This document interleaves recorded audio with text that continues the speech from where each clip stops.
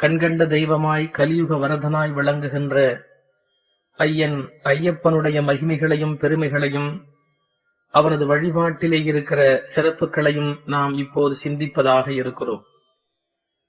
கார்த்திகை மாதத்தில் மாலை அணிந்து விரதமிருந்து பல்வேறு அன்பர் பெருமக்கள் சபரிமலை சென்று பெருமானை இப்போது வணங்கி வருகிறார்கள். பக்தி வெள்ளம் கரை புரண்டு ஓட உள்ளத்தில் அந்த ஐயப்பனுடைய திருவுருவத்தையும் திருநாமத்தையும் தியானித்தபடி அன்பர் பெருமக்கள் அவனை வணங்குவதை ஒரு மகிழ்ச்சியான அனுபவமாக அடைகிறார்கள்.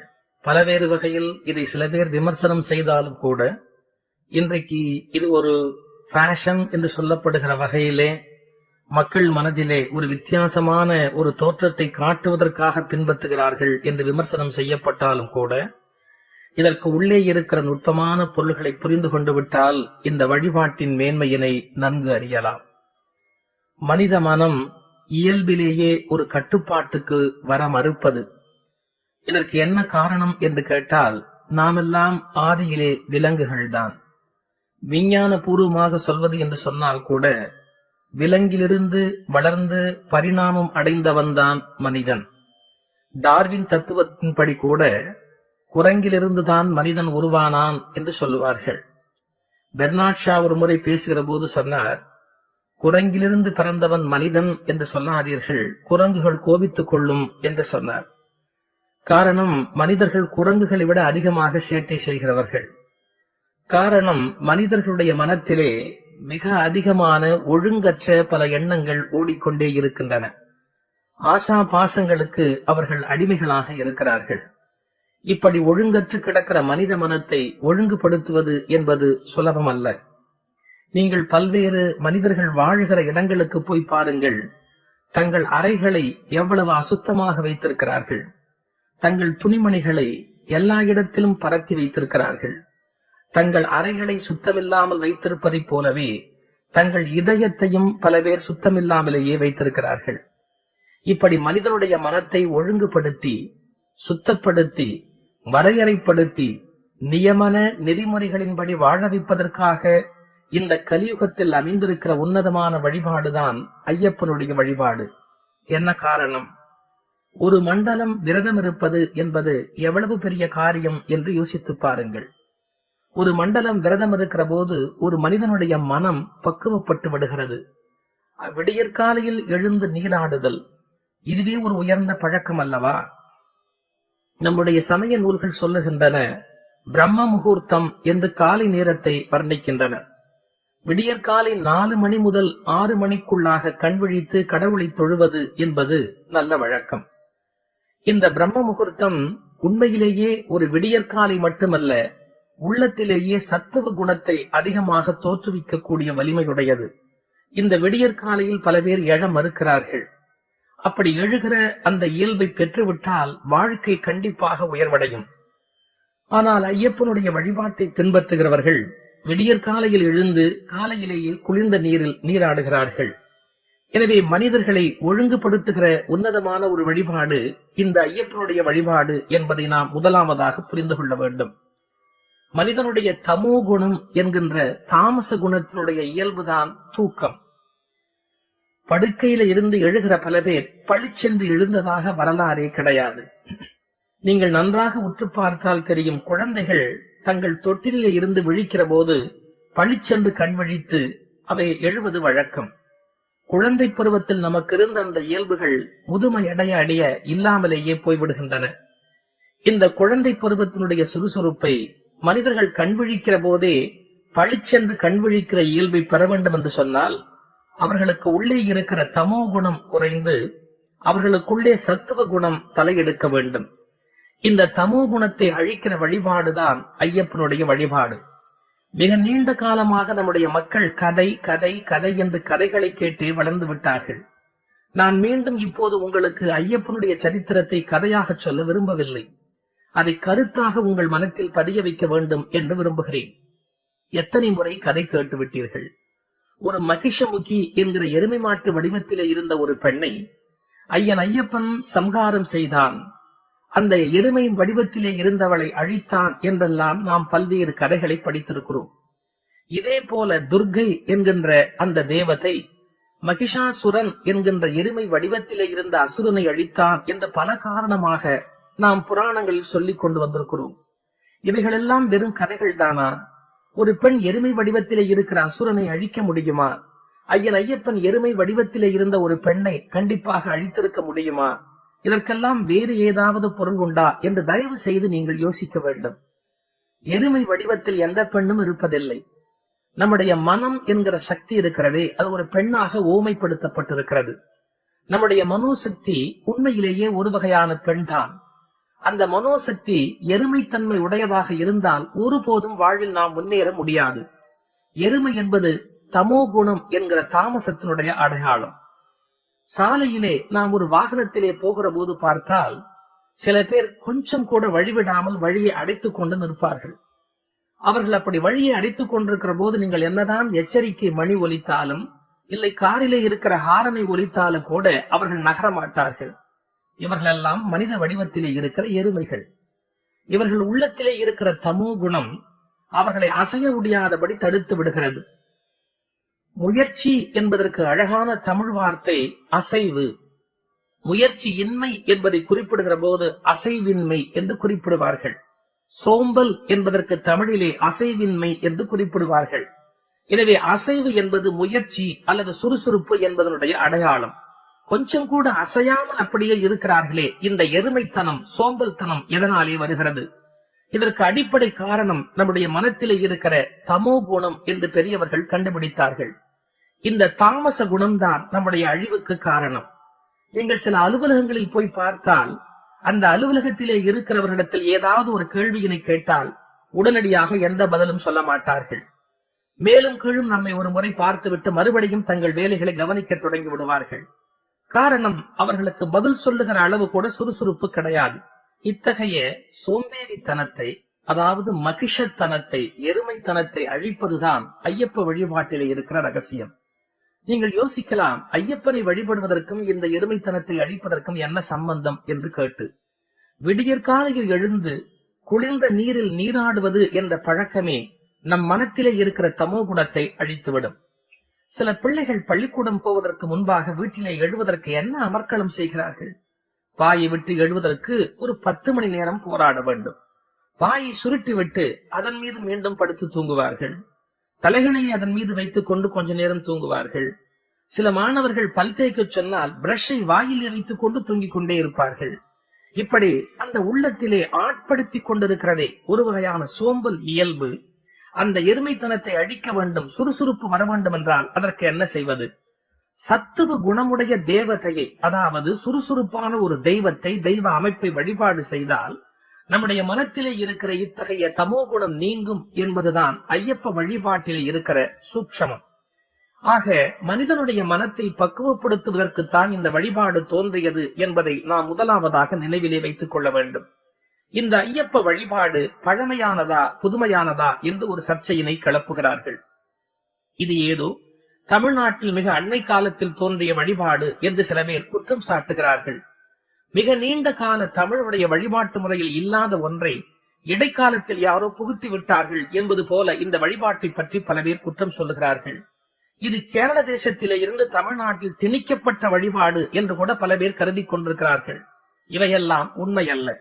காரணம், கேரள தேசம் என்பதே பழைய தமிழ்நாடு என்பதை மறந்துவிடக் கூடாது. தமிழ் இனம் ஆரம்பத்தில் மலையில் தோன்றிய இனம். இன்றைக்கும் மலையாளம் என்பது கொடும் தமிழ் என்றுதான் சொல்ல வேண்டும்.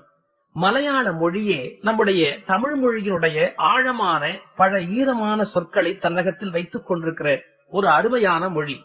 அதனாலே அதை கொடுந்தமிழ் என்றே சொல்லுகிற வழக்கம் உண்டு. எனவே மலையாள தேசமே தமிழ் தேசம்தான் என்பதை நாம் ஒருபோதும் மறந்துவிடக் கூடாது. அப்படிப்பட்ட அந்த பகுதியில இருந்து வந்த வழிபாடு என்று சொல்லிக்கொண்டு இது தமிழர்களுக்கு பொருந்தாத வழிபாடு என்று சில பேர் சொல்லுகிறார்கள். இந்த கருத்து தவறானது. மிக பழைய இலக்கியங்களிலேயே ஐயப்பனுடைய பெயர் இருக்கிறது. மணிகண்டன் என்கிற பிற்காலத்து பெயர் வேண்டுமானால் முன்பு இல்லாமல் இருந்திருக்கலாம். ஆனால் அப்போதே இந்த ஐயப்ப வழிபாடு இருந்திருக்கிறது என்பதற்கு சான்று உண்டு. தமிழிலே சாத்தன் என்கிற சொல் பழமையான சொல். சீத்தலை சாத்தனார் என்றே ஒரு புலவர் இருந்திருக்கிறார். இதை கூட பல பேர் தவறுதலாக அவர் தலையிலே சீழ்வடிந்ததாலே அவர் சீழ்த்தலை சாத்தனார் என்று சொல்லி புலவர்கள் தவறு செய்கிற போதெல்லாம் அவர் தலையிலே குத்திக் கொண்டார், அதனாலே தலை புண்ணாயிற்று என்று வேடிக்கையான கதைகளை சொல்லிக் கொண்டு திரிகிறார்கள். சீத்தலை என்பது ஒரு ஊர். அந்த ஊரை சார்ந்த புலவருக்கு சீத்தலை சாத்தனார் என்று பெயர். இந்த சாத்தன் என்கிற சொல் எப்படி வந்த சொல் தெரியுமா? சாஸ்தா என்கிற வடமொழி சொல்லுக்கு அருமையான தமிழ் சொல்தான் சாத்தன் என்பது. சங்க இலக்கிய காலத்திலேயே சாத்தன் என்ற சொல் இருந்திருக்கிறது என்று சொன்னால் எவ்வளவு பழைய காலம் தொட்டு இந்த சொல் நம்முடைய வழக்கிலே இருக்கிறது. எனவே மிக பழமையான ஒரு வழிபாடுதான் சாத்தனாருடைய வழிபாடு. சாத்தன் கோயில் என்றே பழைய கோயில்கள் இருந்ததற்கு அடையாளம் இருக்கின்றன. இலக்கணத்தில் நாம் எல்லாம் அடையாளம் சொல்லி ஒரு பெயரை சொல்ல வேண்டும் என்றால் பழைய கால மரபு என்ன தெரியுமா? சாத்தன் என்ற பெயரைத்தான் பயன்படுத்துவார்கள். கணக்கு பாடம் படிக்கிற போது எக்ஸ் என்ற ஒரு வார்த்தையை பயன்படுத்துவார்கள். கீப் இட் அஸ் எக்ஸ் என்றுதான் தொடங்குவார்கள். எக்ஸ் என்று வைத்துக்கொள் என்பார்கள். அதுபோல தமிழ் இலக்கணத்தை படிக்கிற போது ஒரு ஆண்பால் பெயரை சொல்ல வேண்டும் என்று சொன்னால் சாத்தன் என்ற பெயரைத்தான் குறிப்பிடுவார்கள். இதிலிருந்து என்ன தெரிகிறது? பண்டை காலத்தில் சாத்தன் என்கிற பெயர் பலருக்கும் பொதுவாக இருந்த ஒரு பெயர். எனவே மிக பழைய வழிபாடு இந்த சாஸ்தாவுடைய வழிபாடு. அந்த சாஸ்தா என்ற வடமொழிதான் சாத்தன் என்று நம்முடைய தமிழிலே சொல்லப்பட்டிருக்கிறது என்பதை நாம் மறந்துவிடக் கூடாது.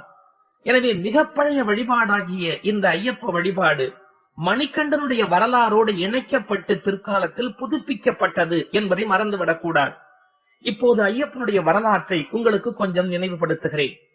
ஐயப்பன் எப்படி தோன்றினார் என்று ஒரு அழகான வரலாற்றை தமிழிலே சொல்லுகிற நூல் எது தெரியுமா? கந்த புராணம். கேரள தேசத்திலே மணிகண்ட சரிதம், சாஸ்தோ உபாக்கியானம், மணிகண்ட உபாக்கியானம் என்று பல நூல்கள் உண்டு. இவையெல்லாம் பிற்காலத்தில் மணிகண்டனாக பந்தள தேசத்து ராஜனுடைய குமாரனாக அவன் வளர்ந்த கதையினை பேசுகிற அருமையான நூல்கள். ஆனால் தமிழிலே எழுதப்பட்ட கந்த புராணத்தில் ஐயப்பனுடைய வரலாறு மட்டும் பிறப்பு மட்டும் மிக அழகாக சுட்டப்படுகிறது. தேவேந்திரனாகிய இந்திரன் தேவலோகத்தில் சூரபன்மனாலே விரட்டப்பட்டு சீர்காழியிலே வந்து தவம் செய்து கொண்டிருக்கிறான். அப்படி சீர்காழியிலே தவம் செய்து கொண்டிருக்கிற காலத்தில் அவனுடைய மனைவி இந்திராணியை விட்டுவிட்டு அவன் கைலாயத்துக்கு செல்ல வேண்டிய ஒரு கட்டாயம் ஏற்பட்டது. அப்படி கைலாயம் செல்லுகிற போது தன் மனைவி இந்திராணிக்கு பாதுகாப்பாக ஒரு ஏற்பாடு செய்ய வேண்டுமே என்று வருந்துகிறார். இந்திராணி கூட கேட்கிறாள், ஐயா, நீங்கள் என்னை விட்டுவிட்டு போய்விட்டால் எனக்கு ஆபத்தல்லவா என்று கேட்கிறாள். இது உண்மைதான். கணவனை பிரிந்திருக்கிற எந்த இளம் மனைவிக்கும் பாதுகாப்பு என்பது இன்றும் இல்லை, அன்றும் இல்லை, என்றும் இல்லை என்று சொல்ல வேண்டும். மகாபாரதத்திலே கூட ஒரு அருமையான வசனம் வரும். தன்னுடைய கணவனை பிரிய நேர்கிற ஒரு இளமையான மனைவி சொல்லுகிறாள், ஐயா, நீ என்னை பிரிந்து போய்விட்டால் நான் தோல் உரிக்கப்பட்ட மாமிசம் தெருவில் கிடப்பதை போல் பலராலும் கொத்தப்படுவேன் என்று பேசுவதாக வியாச மகரிஷி குறிப்பிடுகிறார். எனவே ஒரு இளம் பெண் கணவன் இல்லாமல் பாதுகாப்பாக இருப்பது என்பது கஷ்டம்தானே. அந்த நிலையில் இந்திராணி கேட்கிறாள், நான் எப்படி பாதுகாப்பாக இருப்பது என்று. அப்போது இந்திரன் சொல்லுகிறான், நீ கவலைப்படாதே, உண்மையிலேயே உன்னை பாதுகாப்பதற்கு ஒரு காவல் தெய்வம் இருக்கிறது என்று. அந்த காவல் தெய்வம் ஐயப்பன், மணிகண்டன், சாத்தன் என்று கந்தபுராணம் குறிப்பிடுகிறது. சிவபெருமானும் திருமாலும் சேர்ந்தளித்த மெய்யனாகிய அந்த ஐயன் உனக்கு காவல் தருவான் என்று இந்திரன் பேசுவதாக கச்சியப்பர் கந்தபுராணத்தில் குறிப்பிடுகிறார். இதை சொல்லுகிற போது தலையிலே பிறைநிலா அணிந்த சிவபெருமானும் எப்போதும் பார்க்கடலில் துயின்று கொண்டிருக்கிற ஸ்ரீமன் நாராயணனும் சேர்ந்தளித்த மெய்யனாகிய ஐயப்பன் உன்னுடைய காவல் தெய்வமாக விளங்குவான் என்று அழகாக கந்தபுராணம் குறிப்பிடுகிறது. காவல் தெய்வம் என்பதை பற்றி சிந்திக்கிற போது ஒரு உண்மையினை தமிழர்கள் புரிந்து கொள்ள வேண்டும். பழைய காலத்தில் ஏரிக்கரைகளில் எல்லாம் காவல் தெய்வமாக ஐயனாரை நிறுவுவது வழக்கம். ஏரி காத்த ஐயன் கோயில் என்றே குறிப்பிடுவார்கள். ஐயனார் பஞ்சபூதங்களையும் காவல் செய்கிற தேவதை, அதனால் பூதநாதன் என்று அவனுக்கு ஒரு பெயர் உண்டு. நீர், நிலம், காற்று, ஆகாயம் போன்ற பூதங்களை எல்லாம் காவல் செய்கிற தலைவனாக அவன் கொண்டாடப்படுவதாலே பூதநாதன் என்று குறிப்பிடப்படுகிறான். எனவே தண்ணீரை காவல் செய்வது போல இந்த உலகத்தில் வாழ்கிற உயிர்களையும் காவல் செய்கிற பொறுப்பு அவனுடையது என்ற அருமையான கருத்தை இந்த இடத்தில் நமக்கு கந்தபுராணம் புலப்படுத்துகிறது. இந்திராணி இடத்தில் குறிப்பிடுகிற போது அவன் உன்னை காப்பாற்றுவான் என்ற கையடையாக கொடுக்கிற போது இந்திராணி கேட்கிறாள், அவர் யாரென்றே எனக்கு தெரியாதே, அவனை பற்றிய தகவலை சொல்லுங்கள் என்று கேட்பதாகவும், அப்போது ஐயப்பனுடைய வரலாற்றை இந்திரன் சொல்வதாகவும் கந்தபுராணம் அழகாக பாடுகிறது. சிவபெருமான் எப்படி திருமாலோடு சேர்ந்து ஒரு குழந்தையினை தந்திருக்க முடியும்? இந்த அருமையான கேள்விக்கு கந்தபுராணம் ஆழமாக நுட்பமாக விடை சொல்லுகிறது. இன்றைக்கும் கூட பகுத்தறிவுவாதிகள் பேசுகிற போது இது ஒரு ஆபாசமான வரலாறு என்று குற்றம் சாட்டுகிறார்கள். எந்த விஞ்ஞானம் தெரிந்தவர்களுக்கும், ஏன் சராசரி அறிவுடையவருக்கும் கூட நன்றாகவே தெரியும், ஒரு ஆணும் இன்னொரு ஆணும் சேர்ந்து ஒரு குழந்தையினை நல்க முடியாது என்பது எல்லோருக்கும் தெரிந்த ஒரு உண்மைதான். ஆனால் இதை ஏதோ ஒரு பெரிய தவறான, குற்றமான, ஆபாசமான கண்ணோட்டத்தோடு விமர்சிப்பது என்று பல பேர் பழகிவிட்டார்கள். ஒரு அடிப்படை உண்மையை சமயவாதிகள் மறந்து விடுவார்களா? விஞ்ஞானத்துக்கு விரோதமாக மூடத்தனமான ஒரு கருத்தை பரப்பிக் கொண்டிருப்பார்களா?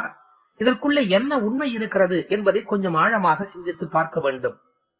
வழிபாட்டு முறையில் ஒரு பாதி கதையை ஒப்புக்கொண்டு மீதி கதையை ஒப்புக்கொள்ள மறுப்பது என்பது ஒரு விளையாட்டுத்தனம். நாராயணன் என்பது என்ன தத்துவம் என்பதை முதலாவதாக புரிந்து கொள்ள வேண்டும். நாராயணன் என்பது அம்பிகையாகிய பராசக்தியினுடைய புருஷ, அதாவது ஆண் வடிவம் என்று சொல்வார்கள். அம்பிகை 4 வகையாக உலகத்தில் தொழிற்படுகிறாள். அவள் பவானி என்ற பெயரில் பூமியாக விளங்குகிறாள்.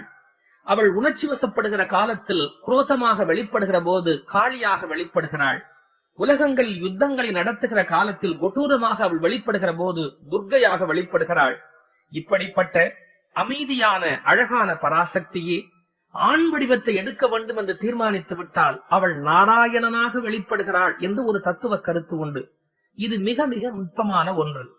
ஏகைவ சக்திஹே பரமேஸ்வரஸ்யா பிரயோஜனார்த்தாய சதுர்வித பூதஹா போகே பவானி. ஒரு சக்தி 4ஆக தொழிற்படுகிறது. போகே பவானி, அது போகத்தை தருகிற காலத்தில் பவானி. புருஷேஷு விஷ்ணு, அதுவே ஆண் வடிவத்தை எடுத்துக் கொள்ளும் என்றால் அது மகாவிஷ்ணுவாக வெளிப்படுகிறது. குரோதேச்ச காளி சமரேச துர்கா என்று அந்த ஸ்லோகம் முடிவு பெறும்.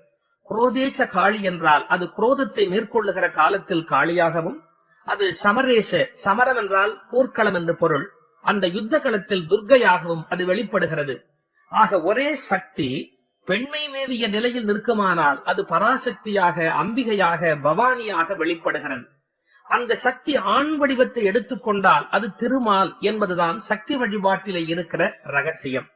சக்தி பூஜை செய்கிறவர்கள் அந்த சக்திக்கு செய்கிற பூஜையிலேயே திருமாலையும் சேர்த்து வழிபாடு செய்ய வேண்டும் என்று ஸ்ரீவித்தையிலே ஒரு விதி உண்டு.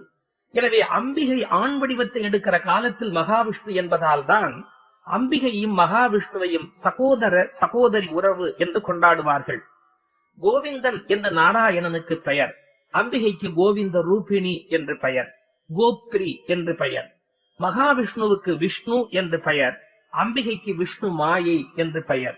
அது மட்டுமல்ல, நாராயணன் என்று அவனுக்கு பெயர், நாராயணி என்று அம்பிகைக்கு பெயர். அது மட்டுமல்ல, ஒரு மிக அழகான ஆழமான உண்மை, சிந்தித்தாலும் புலப்பட முடியாத ஒரு பெரிய உண்மை, அம்பிகையினுடைய மகாமந்திரம் என்று கொண்டாடப்படுவது பாலா என்பது. பாலா என்று சொன்னால் இளம் பெண்ணாக அம்பிகை மந்திர சக்தியோடு வெளிப்படுவதற்கு பாலா என்று பெயர். இந்த பாலா என்ற பெண்பாலில் ஒரு ஆண்பால் மரியாதையை கொடுத்து பார்த்தால் ஒரு ஆச்சரியமான பெயர் வரும், பாலாஜி. பாலாஜி என்று திருமாலை குறிப்பிடுகிறோம், ஆனால் பாலா என்ற அம்பிகையை குறிப்பிடுகிறோம். எனவே அம்பிகை புருஷ வடிவத்தை, அதாவது ஆண் வடிவத்தை மேவுகிற காலத்தில் திருமாலாக இருக்கிறாள் என்பதுதான் சக்தி வழிபாட்டிலே இருக்கிற ஒரு பெரிய ரகசியம். எனவே திருமால் பெண் வடிவத்தை எடுத்தால் அது சக்தி தானே, அதாவது பவானி தானே, அதாவது பார்வதி தானே. எனவே சிவபெருமான் திருமால் பெண்மை மேவிய காலத்தில் மணந்து கொண்டார் என்று சொன்னால் எந்த விதமான குறைபாடுடைய பொருளையும் யாரும் கொள்ள வேண்டிய அவசியம் இல்லை. அதாவது திருமால் பெண்மை மேவிய என்றால் ஒரு ஆண் பெண் வேடத்தை அணிந்து கொண்டு என்று யாரும் தவறுதலாக அர்த்தம் செய்து கொள்ளக்கூடாது. இறையருள் எந்த வகையான தன்மையினையும் எடுக்கக்கூடியது. எனவே திருமால் பெண்ணாகி நின்ற போது, அதாவது பார்வதியாகி நின்ற போது சிவபெருமான் அணைந்தார். எனவே திருமால் சிவபெருமானுடைய ஒரு சக்தி என்பதை புலப்படுத்துவதற்கான உன்னதமான வரலாறு இந்த வரலாறு. அதனால்தான் திருநாவுக்கரசு பெருமான் பாடுகிற போது சொன்னார், சிவனுடைய சக்தியில் திருமாலும் ஒன்று என்ற அர்த்தத்தில் அரியல்லால் தேவி இல்லை ஐயன் ஐயாரனார்க்கே என்று குறிப்பிட்டார். நன்றாக யோசித்து பாருங்கள். அன்னம் என்பது ஆண்பால் சொல். அதற்கு மனைவி ஒருத்தி அமைந்து விட்டால் அண்ணி என்று சொல்லுகிறோம். எழிலன் என்பது ஆண்பால் சொல். அந்த அன் விகுதி ஒரு ஆணை குறிக்கிறது, எழிலன் என்று குறிப்பிடுகிறோம். அவனுடைய மனைவியை எழிலி என்று சொல்லலாம். பொன்னன் என்று ஒரு ஆணை குறிப்பிடுகிறோம், பொன்னி என்று அவனுடைய மனைவியை சொல்லலாம். அதுபோல் ஹரம் என்பது சிவனை குறிக்கிற சொல். ஹரனுடைய மனைவி ஹரி என்று கொண்டால் எந்த விதமான குற்றமும் இல்லை. அதனால்தான் திருநாவுக்கரசு பெருமான் அரியல்லால் தேவி இல்லை ஐயன் ஐயாரனார்க்கே என்று பாடுகிறார். எனவே ஹரி என்பது ஹரனுடைய தேவி என்ற தத்துவத்தை நன்றாக தெளிவாக புரிந்து கொண்டு விட்டால் திருமாலும் சிவனும் சேர்ந்தளித்த பிள்ளை என்பதில் எந்த விதமான முரண்பாடோ இயற்கை விரோதமோ நாம் வருந்தத்தக்க ஒரு செய்தியோ இல்லை என்பதை அறிவுடையவர்கள் ஒப்புக்கொள்ள முடியும். இப்படி ஐயன் ஐயப்பன் தோன்றிய பிறகு மோகினி அவதாரத்தில் தோன்றினார் என்று இந்த வரலாறு வருகிறது. அது ஒரு சுவாரஸ்யமான சுவை மிகுந்த ஒரு கதை. தேவர்களும் அசுரர்களும் பார்க்கடலை கடைந்தார்கள். உங்களுக்கு ஆச்சரியமாக கூட இருக்கும். தேவர்களும் அசுரர்களும் பகைவர்கள் அல்லவா? பகைவர்கள் எப்படி ஒன்றாக சேர்ந்து கொண்டு பார்க்கடலை கடைவார்கள் என்று பல பேருக்கு தோன்றலாம். நான் இன்றைய சூழ்நிலையை வைத்துக் கொண்டு உங்களுக்கு எளிமையாக சொல்லிவிட முடியும். தேவர்களும் அசுரர்களும் பகைவர்கள் தான், ஆனால் ஒன்றாக சேர்ந்து விட்டார்களே எப்படி? இன்றைக்கு நாம் பார்க்கிறோம் அல்லவா, கிடைக்காத ஒரு பொருள் கிடைக்கும் என்றால் கூட்டணி வைக்காதவர்கள் எல்லாம் கூட்டணி சேர்ந்து விடுவார்கள். அன்றைக்கே இந்த கதை ஆரம்பமாகிவிட்டது. தேவர்களும் அசுரர்களும் ஒன்றாக ஒரு கூட்டணி வைத்தார்கள். பார்க்கடலை கடைய வேண்டும் என்று முடிவு செய்தார்கள். இதற்கு என்ன காரணம்? அசுரர்கள் பலசாலிகள். அவர்கள் துணை இல்லாமல் கண்டிப்பாக பார்க்கடலை கடைய முடியாது. எனவே தேவர்கள் அசுரர்களோடு சேர்ந்து கொண்டு பார்க்கடலை கடைய அமுத கலசம் வெளிப்படுகிறது. உள்ளே அமிர்தமயமான இந்த உலகத்தினுடைய எத்தனையோ விதமான கொடுமைகளை நீக்கி மரண பயத்திலே இருந்து பாதுகாக்கக்கூடிய வலிமையான அமுதம் அந்த பார்க்கடலை உற்பத்தியாக தொடங்கியது. இந்த அமுதம் வருகிற வரையில் எல்லோரும் ஒற்றுமையாகவே இருந்தார்கள். ஆனால் ஒரு ஆச்சரியம், அமுதம் வந்தவுடனே அவர்களுக்குள் பகை வந்து விட்டது. எப்படிப்பட்ட பகை வந்து விட்டது? அசுரர்கள் தங்கள் வலிமையினாலே அமுத கலசத்தை தட்டி பறித்துக் கொண்டு ஓடத் தொடங்கினார்கள். தேவர்களாலே அவர்களை வெல்ல முடியவில்லை. அசுரர்கள் அமுத கலசத்தோடு அந்த இடத்தை விட்டு நீங்கியதும் தேவர்கள் வருந்தி திருமாலை நினைந்து அழுதார்கள். கருணை வடிவமாகிய அந்த பெருமான் மீண்டும் ஒரு பெண் வடிவத்தை எடுத்துக் கொண்டார். கருணை பெண்மைக்கு உரிய ஒரு நிலை, மறந்துவிடக்கூடாது. ஆணுக்கு கடுமை சொந்தம், பெண்ணுக்கு கருணை சொந்தம். நாம் ஆண் பெண் என்ற பேதத்தை எப்போதும் உடம்பை அடிப்படையாக வைத்துக் கொண்டே யோசித்து சிறு பிள்ளைகளைப் போல் பேசிக் கொண்டிருக்கிறோம். மனம்தான் அளவுகோலை ஒழிய உடம்பு ஒரு அளவுகோலே அல்ல. நான் மீண்டும் சொல்லுகிறேன், மனம்தான் ஒரு அளவுகோலை ஒழிய ஒருபோதும் உடம்பு ஒரு அளவுகோலாக கருத முடியாது. கருணை என்பது பெண்மைக்குரிய தாய்மைக்குரிய கனிவான ஒரு குணம். திருமால் கருணையினாலே பெண்மையாக மீண்டும் மோகினியாக தாயாக அவதாரம் எடுக்கிறார். ஒரு தாயினுடைய பொறுப்பு என்ன? தன்னுடைய குழந்தை கேட்கிற ஒன்றை பெற்றுத்தர வேண்டிய பொறுப்பு தாய்க்கு இருக்கிறது. எனவே மோகினி வடிவத்தை எடுத்த திருமால் அசுரர்களை மயக்கி அவர்கள் கையிலே இருக்கிற அமுத கலசத்தை தன்னுடைய கரத்திலே பெற்றுக்கொண்டு அவர்களை நீராடி வரும்படியாக பணித்துவிட்டு அந்த அமுத கலசத்தை தேவர்களுக்கு பிரித்து வழங்கினார் என்று ஒரு வரலாறு. இது சூழ்ச்சி அல்லவா, வஞ்சனை அல்லவா என்றெல்லாம் 1000 கேள்விகளை கேட்கலாம்.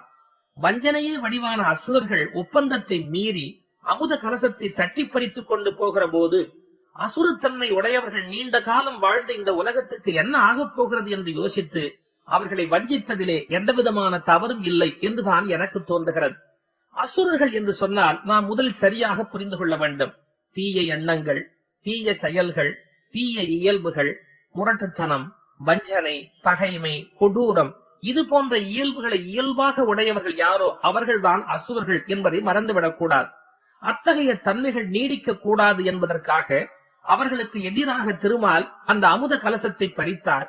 பறித்து அந்த கலசத்தை கொண்டு தேவர்களுக்கு வழங்குகிறார். அந்த தேவர்கள் அந்த அமுத கலசத்தை பெற்று நீண்ட ஆயுளையும் மிக உன்னதமான தன்மையினையும் பெறுகிறார்கள்.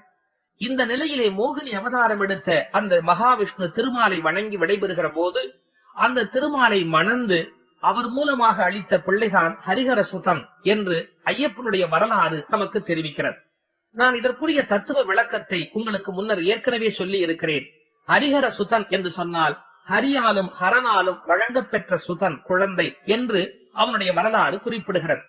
எனவே இந்த உலகத்தில் மனிதர்கள் வாழ்வதற்கு தேவையான காவல் ஆற்றலை தருவதற்கு அவனை நியமனம் செய்கிறார்கள். இதை எப்படி எடுத்துக்கொள்ள வேண்டும்? சிவபெருமானுடைய குமாரனாகிய விநாயகப் பெருமானை நாம் எப்படி குறிப்பிடுகிறோம்? அந்த விநாயகப் பெருமானை குறிப்பிடுகிற போது அவனை நாம் பஞ்சபூதங்களுக்கும் தலைவனாகவே காணுகிறோம். ஆனால் அந்த விநாயகப் பெருமானை கணபதி என்ற நாமத்தினாலே குறிப்பிடுவார்கள். அதாவது இறைவனுக்குரிய கணங்களுக்கு அவன் பதி என்று பொருள். ஆனால் முருகப்பெருமானை தேவ சேனாபதி என்று குறிப்பிடுவார்கள். ஐயப்பனை பூதநாதன் என்று பூதங்களுடைய தலைவனாக குறிப்பிடுகிறார்கள். இன்றைக்கு இருக்கிற ராணுவ அமைப்பு முறையை பார்த்தால் இதை நாம் புரிந்து கொள்ளலாம்.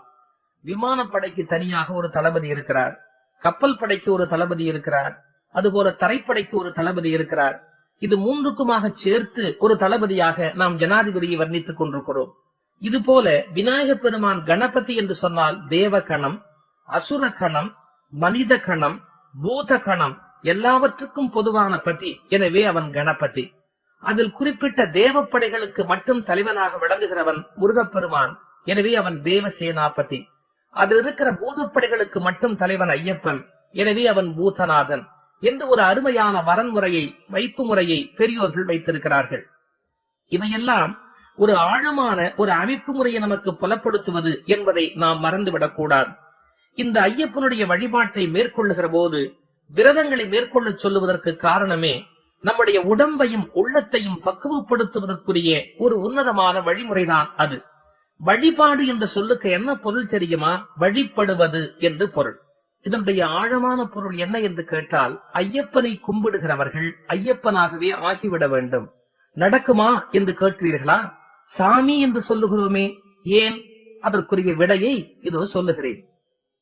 மற்ற எந்த வழிபாட்டுக்கும் இல்லாத தனியான ஒரு சிறப்பு ஐயப்பன் வழிபாட்டுக்கு இருக்கிறது. அது என்ன? ஐயப்பமார்கள் ஒருவரை ஒருவர் பார்க்கிற போது சாமி என்று அழைக்கிறார்கள், ஐயப்பா என்று அழைக்கிறார்கள், மணிகண்டா என்று அழைக்கிறார்கள். முருக வழிபாட்டிலே கூட இது உண்டு. ஆறுபடை வீடு யாத்திரை போகிறவர்கள் ஒருவரை ஒருவர் முருகா என்று அழைப்பது உண்டு. இருந்தாலும் ஐயப்பன் வழிபாட்டில் சுவாமி என்று அழைப்பதனுடைய பொருள் என்ன? ஒவ்வொரு உயிரும் தான் இறைவன் தான் என்பதை உணர வேண்டும். நாம் எல்லோருமே இறைவனில் இருந்துதான் வெளியிலே வந்திருக்கிறோம். இறைவன் இல்லாமல், இறைவனிலே இருந்து நாம் வெளியில் வராமல் தனியாக உண்டாகி இருக்க முடியுமா? ஒரு மூலப்பொருளில் இருந்துதான் எல்லாமே உண்டாகி இருக்கிறது என்று பெரியோர்கள் வகுத்திருக்கிறார்கள். ஒரு மூலப்பொருள் தான் எல்லாவற்றுக்கும் அடிப்படையானது என்று சொன்னால் இறைவன் உலகத்துக்கு மூலமானவன். அந்த சுவாமியில் இருந்துதான் நாமெல்லாம் மீண்டும் மீண்டும் இந்த உலகத்தில் தோன்றிக் கொண்டே இருக்கிறோம். இந்த உண்மையினை உணர்வதற்கு ஐயப்ப வழிபாடு ஒரு அடையாளமாக இருக்கிறது. ஒருவரை ஒருவர் சுவாமி என்று அழைக்கிற போது இதை செயற்கையாக அர்த்தமில்லாமல் நாம் அழைக்க கூடாது. உண்மையிலேயே அவர் சுவாமி என்று நாம் உணர வேண்டும். நாம் சுவாமி என்பதை அவரும் உணர வேண்டும். இதற்கு முதல் முக்கியம், நாம் சுவாமி என்பதை நாம் உணர்ந்து கொள்ள வேண்டும். எனவே இறைவா என்று ஒருவரை ஒருவர் அழைக்கும்படியான உன்னதமான வழிபாடு ஐயப்ப வழிபாடு. வழிபடுதல் என்பது வழிபாடு என்று உங்களுக்கு சொன்னேன். நீங்கள் எந்த தெய்வத்தை வணங்குகிறீர்களோ அதுவாகவே ஆகிவிட வேண்டும். எப்படி? ஐயப்பன் பிரம்மச்சாரிய ஒழுக்கமுடையவனாக காட்சியளிக்கிறார். யோக பட்டம் கட்டிக்கொண்டு சபரிமலையிலே வீற்றிருக்கிறார். யோக பட்டம் என்பது 2 முழங்கால்களையும் இணைத்தபடி அவன் கட்டியிருக்கிறானே, அந்த அற்புதமான அமைப்புக்கு யோக பட்டம் என்று பெயர். யோக நரசிம்மர் என்ற நரசிம்ம சிற்ப சாஸ்திரத்தில் இது போல அமைப்பது உண்டு. எனவே அவன் ஒரு யோகி, யோகேஸ்வரன். அந்த யோகியாக இருக்கிற போது பிரம்மச்சரிய விரதம் மிக மிக அவசியமாக அதில் காணப்படுகிறது. உலக ஆசைகளை எல்லாம் விட்டுவிட்டு உலக இன்பங்களை துய்க்காமல் பொறி புலன்களை அடக்கி ஆளுகிற ஒழுக்க நெறி ஐயப்ப வழிபாடு. சில புராணங்களில் பூரணை புஷ்கலை என்ற தேவியரோடு ஐயப்பன் காட்சியளிப்பதாக உண்டு. பூரணா புஷ்கலா என்கிற தேவியரோடு வழங்குவதை பூரணா புஷ்கல சமேதர ஸ்ரீ ஐயப்பன் என்று குறிப்பிடுவது உண்டு. அது ஒரு வகையான வழிபாட்டு முறை. இருந்தாலும் சபரிமலையில் நாம் வழங்குகின்ற சாஸ்தா என்கிற பெரிய தெய்வம் எந்த விதமான தேவியோடும் அருகிலே இல்லை. உலக இன்பத்தை தூய்க்கிற மனோபாவமற்று பிரம்மச்சரிய ஒழுக்கத்தில் துறவு நெறியில் வாழ்வதற்குரிய வாழ்வு நெறியை கற்றுக் கொடுப்பது இந்த வழிபாடு என்பதை மறந்துவிடக் கூடாது. மனிதர்கள் எப்போதும் போகத்தில் இருக்கிறார்கள். எந்த சந்தர்ப்பத்திலும் ஆசை, சிற்றின்பம் இதனுடைய எண்ணத்திலேயே இருக்கிறார்கள். சந்தர்ப்பம் கிடைத்தால் கெட்டுப்போவதற்கு 100க்கு 90 பேர் தயாராக இருக்கிறார்கள். இன்னும் 10 பேர் சந்தர்ப்பத்தை உருவாக்கிக் கொள்கிறார்கள். எனவே மனிதர்கள் கெடாமல் தன்னை தூய்மையாக வைத்துக் கொள்ள வேண்டும் என்ற எண்ணத்தை ஏற்படுத்துகிற ஒரு சிறந்த வழிபாடு ஐயப்பன் வழிபாடு என்பதை நாம் மறந்துவிடக் கூடாது. இன்றைக்கு விளம்பர பொருள்களில் கூட நீங்கள் பாருங்கள், பெண்கள் படங்களையே வெளியிடுகிறார்கள். சம்பந்தமில்லாத ஒரு படம், ஒரு சாதாரணமான புகையிலை சுருட்டு விளம்பரம், அதில் கூட ஒரு பெண்ணின் படத்தை தானே அச்சடிக்கிறார்கள். ஏன்? சிற்றின்பம், போகம், மோகம் இவற்றிலேயே மனித மனம் உழந்து கொண்டிருக்கிறது.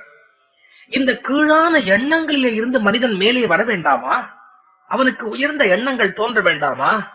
தான் இப்பேற்பட்ட உயர்ந்த ஒரு பொருள் என்கிற எண்ணம் அவன் மனத்திலே உண்டாக வேண்டாமா? அந்த எண்ணத்தை ஊட்டுகிற வழிபாடு ஐயப்பன் வழிபாடு. அதனால்தான் பிரம்மச்சரிய நிலையிலே ஐயப்பனை வணங்குகிறார்கள். ஐயப்பமார்கள் அந்த பிரம்மச்சரிய விரதத்தை ஒரு மண்டல காலம் மேற்கொள்ளுகிறார்கள். மாலை அணிந்து விரதம் இருந்து என்று பாடுகிறார்களே, விரதம் இருந்து என்றால் என்ன விரதம்? சாப்பிடாமல் இருப்பது மட்டும்தான் விரதமா? ஐயப்பமார்கள் அன்னதான பிரியன் என்று சொல்லி உணவை உண்ணுவதை ஒரு கலையாக வைத்திருக்கிறார்கள். எனவே உண்ணுவது ஒரு தவறு என்ற ஐயப்ப வழிபாட்டில் பேசப்படவில்லை. அவன் நெய்யபிஷேக பிரியன், அன்னதான பிரியன், பாலபிஷேக பிரியன் என்றெல்லாம் கொண்டாடப்படுவதாலே பால், நெய் போன்றவற்றை பொதுவான விரத காலத்தில் சேர்த்துக் கொள்ளாதவர்கள் கூட, விரதம் என்றால் பாலும் நெய்யும் சேரக்கூடாது என்று கருதுகிறவர்கள் கூட ஐயப்பனுடைய விரத காலத்தில் பாலும் நெய்யும் சேர்த்துக் கொள்கிறார்கள். எனவே உணவு உண்ணுவது என்பது இறைவனுக்கு விரோதமான எண்ணம் அல்ல. அந்த உணவை கொண்டு தவறான உணர்வை பெறுவதுதான் விரோதம் என்ற அழகான கருத்து ஐயப்ப வழிபாட்டிலே ஒளிந்து கொண்டிருக்கிறது. அது மட்டுமல்ல, இந்த ஐயப்பனுடைய அந்த அற்புதமான வழிபாட்டில் இன்னும் பல நுட்பமான செய்திகள் இருக்கின்றன. எப்படி இருமுடி கட்டுவது, நெய் நிறைப்பது, 18 படி மிதிப்பது, இது போன்ற ஒவ்வொரு சடங்குக்கும் ஒரு ஆழமான பொருள் உண்டு. நம்முடைய இந்துக்களுக்கு ஒரு வழக்கம் உண்டு. அவர்கள் மரபுகளை பின்பற்றுகிற போது சடங்குகளாக பின்பற்றுவார்களே ஒழிய அதற்கு உள்ளே இருக்கிற பொருள் என்ன என்று ஆழமாக சிந்திக்க மாட்டார்கள். இருமுடி கட்டுவது என்கிற வழக்கம் ஐயப்ப மலையிலே எப்படி ஏற்பட்டது? இருமுடியாக பிரித்து 2 பையாக 2 பகுதியாக பிரித்து தலையில் சுமக்கிற வழக்கம் என்பது எப்படி ஏற்பட்டது? முதலில் நான் உலகியலான ஒரு காரணத்தை சொல்லுகிறேன். மலை மீது நடந்து போகிற போது நீங்கள் 2 கையிலும் 2 பைகளை எடுத்துக்கொண்டு போக முடியாது. காரணம், கிராவிடேஷனல் போர்ஸ் என்று சொல்லப்படுகிற புவியீர்ப்பு சக்தி உங்கள் கையில இருக்கிற பாரத்தை இழுத்துக்கொண்டே இருக்கும். நீங்கள் 2 பைகளில் மிகுந்த கனமான பொருள்களை எடுத்துக்கொண்டு மலையேறுவது என்பது சுலபமான காரியம் அல்ல. நீங்கள் பூமியை நோக்கி இழுக்கப்படுவீர்கள். உங்கள் 2 கைகளில் தொங்குகிற பைகளும் பூமியை நோக்கி இழுக்கப்படும். நாம் மலை மீது நடந்து போகிற போது நம்முடைய சக்தி விரயமாகும். எனவே முன்னோர்கள் எப்படி வகுத்தார்கள்? இந்த 2 பைகளை தூக்கி கொண்டு நடப்பதை விட சிரசின் மீது 2ஆக பிரித்து மையத்தை, அதாவது புவியீர்ப்பு மையத்தை சிரசிலேயே விழும்படியாக வைத்து விடுவது. கிராவிடேஷனல் புல், அதாவது புவியீர்ப்பு மையம் இருக்கிறது அல்லவா, அது நம்முடைய சிரசினுடைய மையப்பகுதியிலேயே விழுந்து விட்டது என்று சொன்னால் நாம் நடந்து போவது என்பது சுலபமாக இருக்கும். ஒரே சக்தியில் நாம் புறப்பட்டு போய்விடலாம். எனவே விஞ்ஞான ரீதியான சௌகரியமான காரணத்திற்காக இந்த இருமுடி கட்டுவது என்ற பழக்கம் ஏற்பட்டிருக்க வேண்டும். இது ஒரு கருத்து. இன்னும் கொஞ்சம் ஆழமாக யோசித்தால் நாம் நமக்கு தேவையான உணவுப் பொருள்கள், உடை போன்றவற்றை சுமக்க வேண்டியிருக்கிறது. அங்கு மலையிலே சென்று ஐயப்பனுக்கு செய்ய வேண்டிய வழிபாட்டுக்குரிய பொருள்களையும் சுமந்து கொண்டு போக வேண்டியிருக்கிறது. நெய், தேங்காய், வேறு பல பூஜைக்குரிய பொருள்கள் இவற்றையும் கொண்டு போக வேண்டியிருக்கிறது. இது இரண்டையும் ஒன்றாக சேர்த்து உழப்புவது என்பது நல்லதல்ல. நாம் உடுத்துகிற உடை, நாம் பயன்படுத்துகிற பொருள், இதையும் இறைவனுக்குரிய பொருள்களையும் ஒன்றாக சேர்த்து ஒன்றாக மூட்டை கட்டுவது நல்லது அல்ல. எனவே இதை இரண்டாக பிரிக்கிற வழக்கம் அப்படி ஏற்பட்டிருக்க வேண்டும். நம்முடைய பொருளை எல்லாம் ஒரு புறத்திலும், பரம்பொருளுக்கு உரிய பொருள்களை எல்லாம் இன்னொரு புறத்திலே வைப்பது என்றும் ஏற்பட்டிருக்க வேண்டும். இது இரண்டாவது கருத்து. மூன்றாவது, பழைய காலத்தில் யாத்திரை போகிற போது பெருவழிப்பாதை வழியாகத்தான் பெருவாரியாக எல்லோரும் போயாக வேண்டும். அப்படி பெருவழிப்பாதை வழியாக போகிற போது காட்டு விலங்குகள் வரும், வழியிலே பாம்பு போன்ற எத்தனையோ விதமான ஜந்துக்கள் கிடக்கும். 2 கைகளிலும் நீங்கள் 2 பைகளை வைத்திருந்தால் அது பாதுகாப்பாக பயணம் செய்ய முடியாது. 2 கைகளையும் தட்டிக்கொண்டு பாடிக்கொண்டு ஆடிக்கொண்டு போனால் ஒலியிலே பல விலங்குகள் ஜந்துக்கள் வராது. எனவே மக்கள் தங்கள் பாதுகாப்பு கருதி 2 கைகளையும் அவர்கள் எந்த விதமான பலுவும் இல்லாமல் வைத்திருக்க வேண்டிய கட்டாயம் இருந்தது. இத்தகைய இயற்கையான பல காரணங்களாலே இருமுடி கட்டுவது என்கிற ஒரு பழக்கம் ஏற்பட்டிருக்க வேண்டும். ஆனால் எனக்கு ஒரு பெரிய வேடிக்கை, மலை மீது போகிறவர்கள் இருமுடி கட்டுவதிலே ஒரு நியாயம் இருக்கிறது. அத்தனை பெரிய மலைக்கு போகிற போது 2 கைகளிலும் பைகளை தூக்கி கொண்டு போக முடியாது என்று சிரசிலே கொண்டு போவதிலே ஒரு வகையான நியாயம் இருக்கிறது. பஸ்ஸிலே ஏறி பஸ்ஸிலே போய் இறங்குகிற பல இடங்களுக்கு பல பேர் இன்றைக்கு இருமுடி கட்டுகிறார்கள். இது எவ்வளவு பெரிய வேடிக்கை பாருங்கள். நாம் சிரசிலே சுமக்க வேண்டிய கட்டாயம் மலை மீது போகிற போது 2 கையையும் நாம் தாராளமாக வைத்திருக்க வேண்டும் என்ற காரணத்தினாலே ஒரு அளவான அழகான காரணத்திற்காக இருமுடி கட்டுகிற வழக்கம் ஐயப்ப வழிபாட்டில் ஏற்பட்டு விட்டது. அது புகழடைந்து விட்டது என்பதற்காகவே புகழை பெற விரும்புகிறவர்கள் தங்களுக்குள்ளே அதை சேர்த்துக் கொண்டு விடுகிறார்கள்.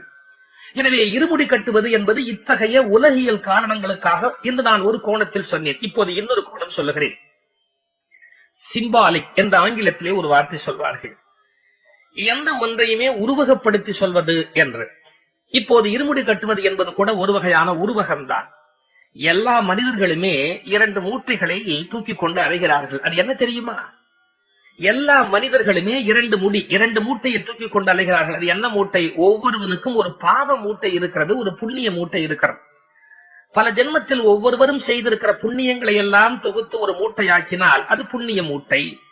அவரவர்கள் செய்திருக்கிற பாவங்களை எல்லாம் சேர்த்து மூட்டையாக கட்டினால் அது ஒரு பாவ மூட்டை. இந்த பாவம் புண்ணியம் என்கிற 2 முடியை தலை மீது வைத்துக் கொண்டு, அதாவது விதி என்று தலையிலே சுமந்து கொண்டு ஒவ்வொரு உயிரும் அலைகிறது. இது சிம்பாலிக்காக புரிய வைப்பதற்கு அந்த இறைவனுக்குரிய பொருள்களை எல்லாம் சுமந்து சொல்லுகிறோமே அது புண்ணிய மூட்டை, நமக்குரிய பொருள்களை எல்லாம் சுமந்து சொல்லுகிறோமே அது பாவ மூட்டை. இந்த 2 முடியையும் சுமந்து கொண்டு உயிர் பிரிகிறது, உயிர் அலைகிறது என்பதை குறிப்பிடுவதற்காக இருமுடி கட்டுகிற வழக்கம் ஐயப்ப வழிபாட்டில் ஏற்பட்டிருக்க வேண்டும். இதை மாணிக்க வாசகர் கூட 2 மூட்டைகளை கட்டிக்கொண்டு நாம் போகிறோம் என்று அழகாக திருவாசகத்தில் சொல்லுகிறார். அறம் பாவம் என்னும் அருங்கயிற்றால் கட்டி புறந்தோல் போர்த்தெங்கும் புழுவழுக்கு மூடி. அறம் பாவம் என்னும் அருங்கயிற்றால் கட்டி, அறம் புண்ணியம், பாவம் பாவம், அறம் பாவம் என்னும் அருங்கயிற்றால் கட்டி என்று 2 மூட்டைகளை சுமந்து கொண்டு உயிர் அலைகிறது என்று திருவாசகம் சொல்லுகிறது. எனவே இருமுடி கட்டுகிற போது அன்பர்கள் இந்த உணர்வோடு கட்ட வேண்டும். நாம் நம்முடைய பாவங்களையும் புண்ணியங்களையும் மூட்டைகளாக தூக்கி கொண்டு சுமந்து கொண்டு திரிகிறோம். இந்த பிறவியில் நம்முடைய பல ஜென்மத்து பாவங்கள் ஒரு மூட்டை, நம்முடைய பல ஜென்மத்து புண்ணியங்கள் ஒரு மூட்டை என்ற உணர்வோடு இருமுடி கட்டுங்கள் என்பது என்னுடைய வேண்டுகோள். இதை அடுத்து தேங்காயில் நெய் நிறைப்பது என்பது எந்த வழிபாட்டிலும் இல்லாத ஒரு சூட்சமம் ஐயப்ப வழிபாட்டிலே இருக்கிறது. இதையும் ஐயப்பமார்கள் தெரிந்து கொண்டு செய்ய வேண்டும். ஏன் தேங்காயில் நெய் நிறைக்கிறார்கள்? தாவர வர்க்கத்தில் வித்துக்களுக்கு என்று ஒரு ஆற்றல் உண்டு. தரையிலே கிணற்றில் தண்ணீர் இருக்கிறதா, அதாவது ஊற்று இருக்கிறதா என்று பார்க்கிறவர்கள் எப்படி பார்ப்பார்கள் தெரியுமா? அதாவது பூமிக்கு கீழே தண்ணீர் இருக்கிறதா என்று தெரிந்து கொள்வதற்கு பழைய காலத்தில் எப்படி பார்ப்பார்கள்? கையிலே ஒரு தேங்காய் அப்படியே கையிலே வைத்துக் கொண்டு அதை அழுத்திக் கொண்டு நடந்து கொண்டே வருவார்கள். தண்ணீர் நிறைய இருக்கிற இடத்தில் தேங்காய் சுற்றத் தொடங்கும். அதாவது இந்த எண்ணெய் வித்துக்களிலேயே தேங்காய்க்கு ஒரு தனியான ஆற்றல் உண்டு. சக்தியை கிரகிக்கிற, சக்தியை வாங்கிக் கொள்ளுகிற ஆற்றல் தேங்காய்க்கு இருப்பது போல வேறு வித்துக்களுக்கு கிடையாது. எனவே தேங்காய் என்பது பூஜைக்கு உரியது. கும்பத்தில் மேலே தேங்காயை வைத்து பூஜிப்பார்கள், கலசத்தில் தேங்காயை வைத்து பூஜிப்பார்கள், நவராத்திரியின் போது தேங்காயை வைத்து பூஜிப்பார்கள். எண்ணெய் வித்துக்களிலேயே தேங்காய் அந்த சக்தியை தன்னிடத்தில் ஈர்க்கக்கூடிய வலிமையுடைய ஒரு அதிசயமான எண்ணெய் வித்து. இதை மறந்துவிடக் கூடாது. இந்த தேங்காயை வைத்துத்தான் தண்ணீருடைய அந்த ஊற்றை பார்ப்பார்கள் என்று சொன்னேன். அதுபோல உன்னதமான அந்த தேங்காயை இப்போது பகவானுக்கு கொண்டு போகிறார்கள். எப்படி? தேங்காயில் நெய் நிறைப்பது என்ற சடங்கு எப்படி வருகிறது என்றால், தேங்காய் 3 கண்கள் உடையது. நன்றாக யோசித்தால் மனிதனும் 3 கண்கள் உடையவன் தான். இவனுக்கு 2 கண் இருப்பதை வைத்துக் கொண்டு 2 கண் என்றே பல பேர் எண்ணிக்கொண்டிருக்கிறார்கள். இந்த 2 கண்ணை வைத்துக் கொண்டு வெளி உலகத்தை பார்க்கலாம். மனிதனுக்கு உள்ளுக்குள்ளே பார்ப்பதற்கு ஒரு கண் இருக்கிறது, அது அகக்கண் என்று பெயர். திருமூலர் திருமந்திரத்தை சொல்லுகிறார், முகத்தில் கண் கொண்டு பார்க்கின்ற மூடர்கள் அகத்தில் கண் கொண்டு என்றைக்கு நீங்கள் பார்க்க போகிறீர்கள் என்று கேட்கிறார். நம்முடைய 2 கண்களும் வெளியிலே பார்ப்பதற்காக பயன்படுகின்றன. உங்களுக்கு நீங்கள் யார் என்பதை பார்க்க வேண்டும் என்றால் 2 கண்களையும் மூடிவிட்டு கொஞ்சம் தியானத்தில் உட்கார்ந்தால், நம்முடைய மனம் உள்நோக்கி போனால் நாம் யார் என்கிற ரகசியம் புலனாகும். இதற்கு நெற்றியிலே இருக்கிற ஒரு கண்ணை திறந்து கொள்ள வேண்டும். 2 கண்களை மூடிக்கொண்டு விட்டு நம்முடைய நெற்றியிலே இருக்கிற அந்த ஆக்ஞா என்கிற கண்ணை திறந்து கொண்டு விட்டால் நாம் யார் என்கிற ரகசியம் புலனாக தொடங்கும். தேங்காய் 3 கண் உடையது, நாமும் 3 கண் உடையவர்கள்.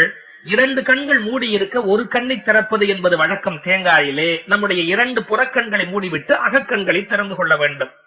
அதில் நெய் நிறைப்பது என்று ஒரு வழக்கம் இருக்கிறதே. ஏன் நெய்யை தேர்ந்தெடுத்தார்கள்? ஒரு சின்ன சூட்சமத்தை சொல்லுகிறேன். அழிவில்லாத பொருள் என்று உலகத்திலே ஒன்றை உண்டு பண்ண வேண்டும் என்றால் நெய் அழிவில்லாத ஒன்று. அழிவில்லாதது என்றால் நான் என்ன அர்த்தத்தில் சொல்லுகிறேன் என்று தயவு செய்து புரிந்து கொள்ள வேண்டும். நீங்கள் 1 லிட்டர் பால் வாங்கி வைக்கிறீர்கள். பால் அழியுமா அழியாதா? கண்டிப்பாக அழியும். நீங்கள் பால் அழியாமல் இருக்க வேண்டும் என்றால் ஒரு சின்ன வழி இருக்கிறது. காய்ச்சி வைத்து விட வேண்டும். பச்சை பாலாக இருந்தால் உடனே கெட்டு போய்விடும். அதை காய்ச்சி வைத்து விட்டால் 6 மணி நேரத்துக்கு அந்த பால் கெடாது. காய்ச்சிய பாலும் கெட்டுவிடும். எப்படி? காய்ச்சி வைத்தது மறுநாள் நீங்கள் எடுத்து பார்த்தால் பால் பாலாக இருக்குமா? இல்லை. நீங்கள் பால் இன்றைக்கு காய்ச்சி வைத்தால் நீங்கள் 6 மணி நேரத்திற்குள் எடுக்கவில்லை என்றால் மறுநாள் காலையிலே அது ஒரு வகையான துர்நாற்றத்தை தரும். பால் என்னதான் நல்ல பாலாக இருந்தாலும் உரிய நேரத்தில் பயன்படுத்தவில்லை என்றால் இப்பால் அப்பால் என்று சொல்வார்கள். இனிமேல் அது பயனற்றது என்று சொல்வார்கள்.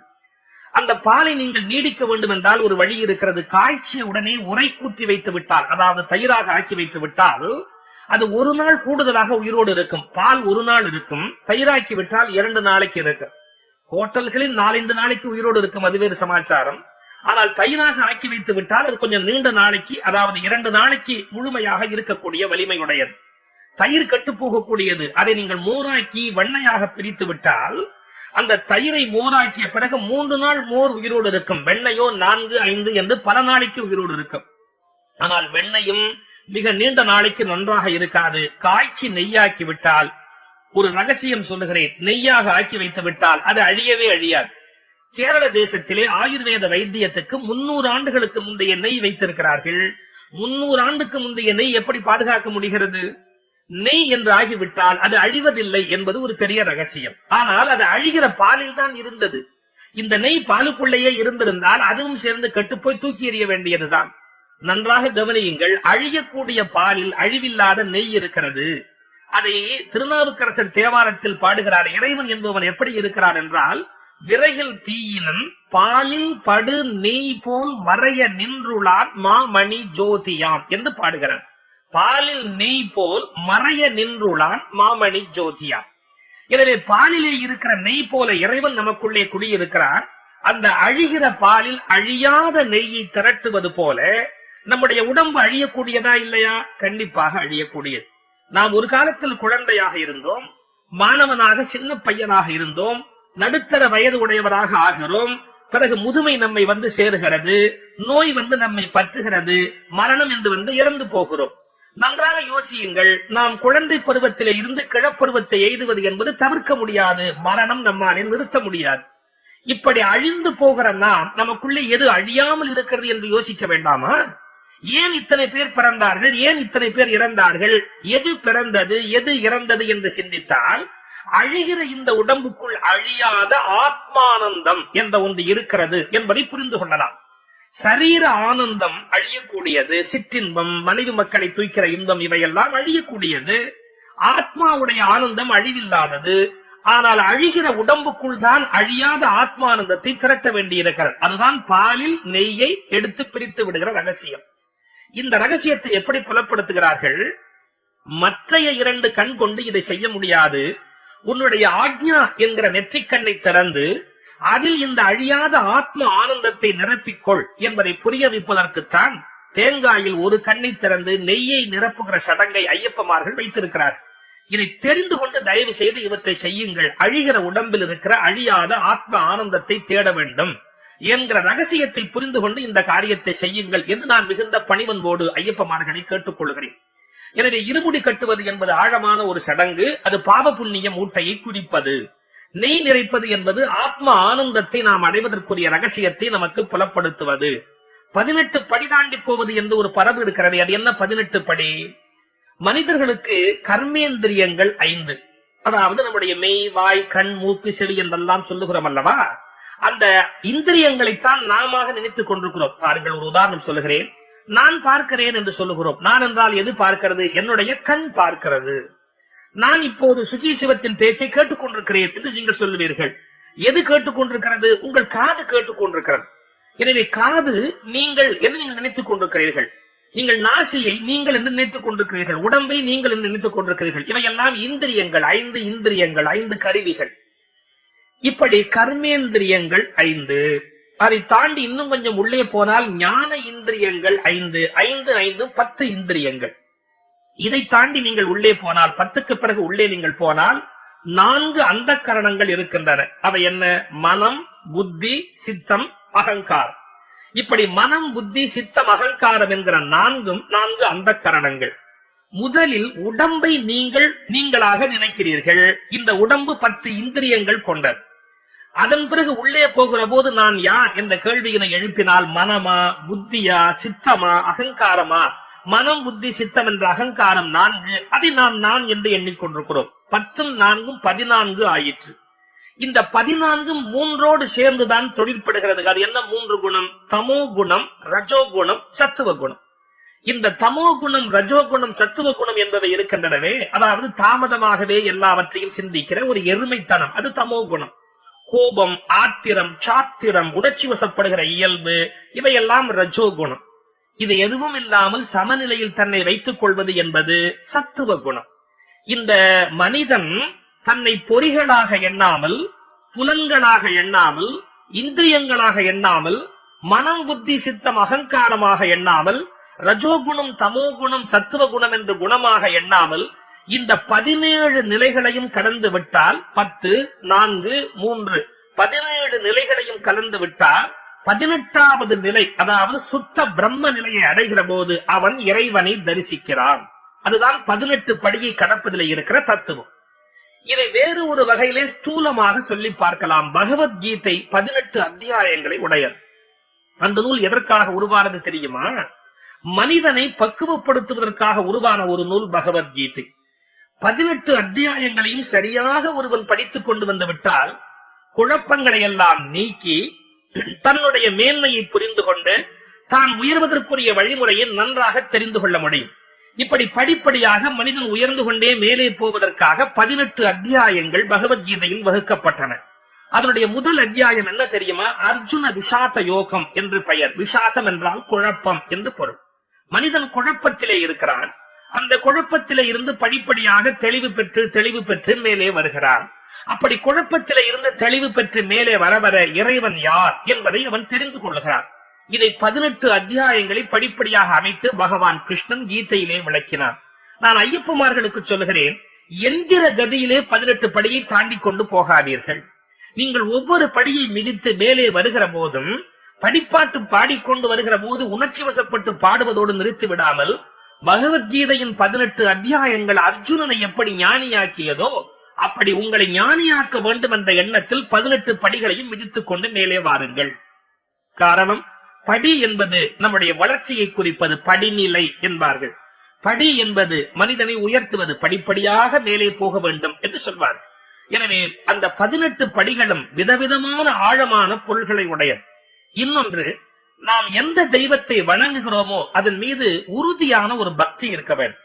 சில பேர் அடிக்கடி பக்தியை மாற்றி விடுவார்கள், விசுவாசத்தை மாற்றி வைத்து விடுவார்கள்.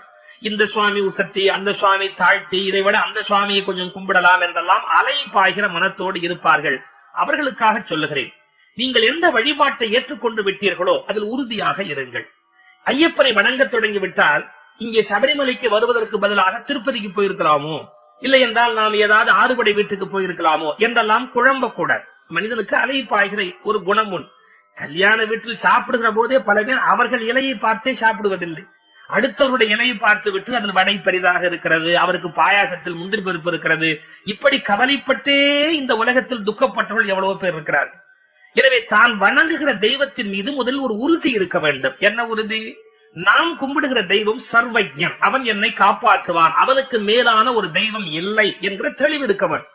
நாம் எந்த தெய்வத்தை வேண்டுமானாலும் வணங்கலாம். என்னை கேட்டால் எந்த மரத்திலும் கூட நீங்கள் இருக்கலாம். ஆனால் எந்த இடத்தில் இருந்தாலும் நாம் வணங்குகிற தெய்வம் சிறந்தது என்ற அந்த உறுதிப்பாடு கண்டிப்பாக இருக்க வேண்டும். ஐயப்ப பக்தர்களுக்கு சொல்லிக் கொள்கிறேன், நீங்கள் 18 படியை கடக்கிற போது எப்படி எடுத்துக்கொள்ள வேண்டும்? இந்த உலகத்தில் 7 மலை என்பது பெருமாளுக்குரியது, 6 படை வீடு என்பது முருகனுக்கு உரியது, 7 6 13 என்று ஒரு கணக்கு உண்டு. 7 மலை திருமாலுக்குரியது, 6 படை வீடு முருகனுக்கு உரியது, 7 6 13. அதை தாண்டினால் சிவபெருமானுக்குரியது பஞ்சபூத ஸ்தலங்கள் என்று சொல்வார். எனவே 5 பூதங்களுக்குரிய பஞ்சபூத ஸ்தலங்களுக்கு அதிபதியாக விளங்குகிறவன் சிவபெருமான். நீங்கள் அதையும் சேர்த்துக் கொண்டு விட்டிருந்தால் 13 5 18. எனவே ஐயப்ப மலைக்கு போகிற அன்பர்கள் தாங்கள் எங்கோ வந்து விட்டோம் என்று வருத்தப்பட வேண்டிய அவசியம் இல்லை. 7 மலை கடந்து 6 படை வீடு தாண்டி பஞ்சபூத தலங்களை கடந்து நாம் எல்லா தெய்வங்களாலும் சுட்டப்படுகிற அதாவது ஹரிஹர சுதன் ஐயப்பன் என்கின்ற ஆனந்த தெய்வத்தை தரிசிக்கிறோம் என்ற உணர்வோடு உறுதியோடு இந்த வழிபாட்டை செய்ய வேண்டும் என்று நான் மிகுந்த பணிவன்போடு கேட்டுக்கொள்கிறேன். இந்த தர்மத்திலே ஒரு அழகு உண்டு. தெய்வத்தை வடிக்கிற போதே சில அற்புதங்களோடு வடித்து வைத்திருப்பார்கள். ஐயப்பனுடைய கருணை வடிகிற அந்த திருமுகத்தை பாருங்கள். ஐம்பொன்னாலே அமைக்கப்பட்டிருக்கிற அற்புதமான அந்த திருவுருவத்தை பார்த்தால் அதில் அழகு கொஞ்சுகிறது. 1000 அர்த்தங்கள் அதிலே வருகிறது. நீங்கள் சபரிமலையில இருக்கிற பெருந்தெய்வமாகிய ஐயப்பன் தனிப்பட்ட நிலையிலே ஆணாக அப்படியே வீற்றிருக்கிறார். சாஸ்திரத்திலே ஒரு நுட்பம் சொல்வார்கள். ஒரு தெய்வத்தினுடைய கருணையை பெற வேண்டும் என்று சொன்னால் அது பக்கத்தில் தேவியோடு எழுந்தருளி இருக்க வேண்டும் என்று ஒரு விதி உண்டு. சிவபெருமானை வணங்குகிறவர்கள் அம்பிகையோடு சேர்த்து வணங்குவார்கள்.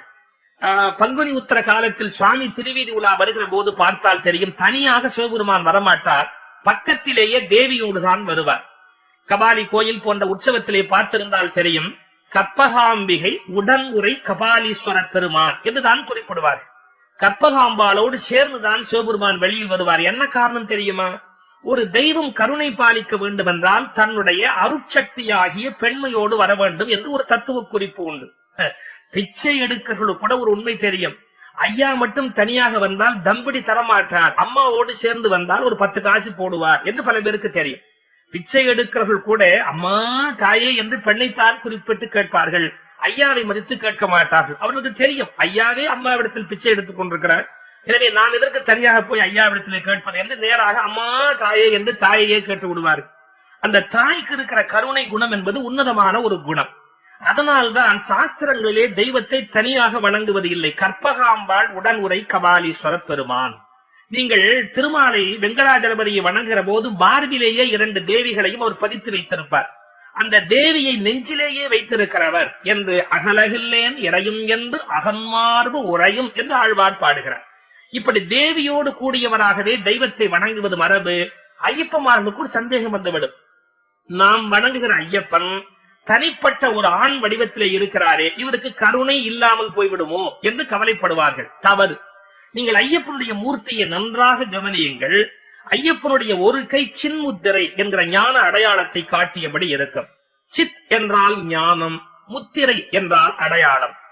அந்த வலது கை சின்முத்திரையில இருக்கிறத என்ன குறிப்பு தெரியுமா? அதில் இருக்கிற ஆள்காட்டி விரல் உயிரை குறிக்கும், கட்டை விரல் கடவுளை குறிக்கும், மற்றைய 3 விரல்கள் ஆணவம் கண்மம் மாயை என்ற குற்றங்களை குறிக்கும். உன்னுடைய 3 குற்றங்களையும் விட்டுவிட்டு உயிர் இறைவன் திருவடியில் வந்து சேரட்டும் என்பதை, அதாவது சிவபெருமான் தட்சிணாமூர்த்தியாக இருந்து காட்டிய அந்த கரத்தை தன்னுடைய வலது கையாக காட்டிக் கொண்டிருக்கிறான் பெருமான். மறந்து விடாதீர்கள், சிவபெருமானுடைய அம்சம் அவனுடைய சின்முத்திரையிலே இருக்கிறது. அவனுடைய இடது கையை நன்றாக கவனித்தால் தெரியும், வளைந்து நெளிந்து ஒரு பெண்ணை போல, அதாவது மீனாட்சி அம்மையினுடைய கை போல இருக்கும். அவனே அம்மையப்பன் என்கிற தத்துவத்திலே இருக்கிறார் என்பதற்கு அது ஒரு அடையாளம். இன்னும் ஒரு அருமையான பரிணாம வளர்ச்சி ஐயப்பனுடைய வழிபாட்டிலே இருக்கிறது. சகல தேவதைகளும் ஆயுதங்களோடு காட்சியளிப்பது பழைய வழக்கம். ஆனால் ஐயப்பனை பாருங்கள், சபரிமலையில இருக்கிற ஐயப்பன் கையிலே எந்த ஆயுதமும் கிடையாது. என்ன குறிப்பு தெரியுமா? ஆயுதங்களாலும் சண்டையாலும் உலகம் அழிந்து கொண்டிருக்கிறது இன்றைய நூற்றாண்டிலே. போர் வேண்டாம், ஆயுதங்கள் வேண்டாம், மனிதர்கள் நாடு கடந்து அன்பாக இருந்து சண்டைகளை விட்டுவிட்டு ஆயுதங்களை விட்டுவிட்டு வாழ வேண்டும் என்ற மனித குல பரிணாமத்தினுடைய அத்தனை தத்துவங்களும் ஐயப்ப வழிபாட்டிலே அடங்கி இருக்கிறது. எனவே ஐயப்பனை வணங்குகிறவர்கள் ஐயப்பனாகவே ஆகி தன்னை உயர்த்திக் கொள்ள கடமைப்பட்டவர்கள். அதற்குரிய மகாமந்திரத்தாகிய சாமியே சரணம் என்பதை ஆன்மாவிலே இருந்து அவர்கள் ஒலித்து வணங்கினால் ஒவ்வொருவரும் சுவாமியாகவே ஆவார்கள். ஒவ்வொரு மனிதனையும் சுவாமி என்று உயர்த்துகிற உன்னதமான வழிபாடு இந்த சுவாமியே சரணம் என்று கொக்கரிக்கிற, கூவுகிற, அறை கூவுகிற அந்த திருவடியில் சமர்ப்பிக்கிற உன்னதமான வழிபாடு. அந்த ஐயப்பனை வணங்கி